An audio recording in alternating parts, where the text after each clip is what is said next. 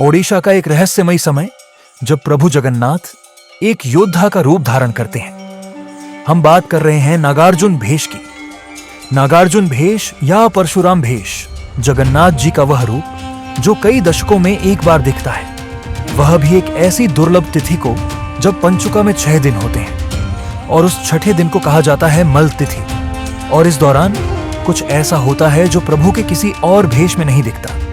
जगन्नाथ और बलभद्र जी योद्धाओं के रूप में पूजे जाते हैं। उन्हें पहनाई जाती हैं बड़ी मूछें, घनी दाढ़ी, बाघ छाल वस्त्र और 16 पीठ से बने हंडिया मुकुट, और फिर उन्हें सजाया जाता है 16 पारंपरिक अस्त्रों से।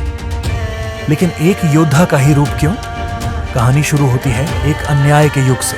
सहस्त्रार्जुन, एक अत्याचारी राजा जिसकी अनेक बाहें थीं, उसका नाम ही उसकी शक्ति की घोषणा थी। एक दिन वह अपने सेना के साथ वन के गहरे रास्तों से जाता हुआ ऋषि जमदग्नि के आश्रम तक आ पहुंचा। ऋषि ने मर्यादा के अनुसार उनका स्वागत किया और उन्हें तथा उनकी सेना को अनेक प्रकार के भोजन दिए, जो एक दैव्य गाय से प्राप्त हो रहा था, कामधेनु, जो सारी मनोकामनाएं पूरी कर सकती थी। राजा का मन लालच से भर गया और उसने गाय को मांग लिया। ऋषि ने विनम्रता से मना कर दिया, पर जब अहंकार की सीमा रोकी जाती है तो वह भयानक बन जाता है और एक पल के क्रोध में वह ऋषि के सिर पर प्रहार करके कामधेनु का हरण कर लेता है।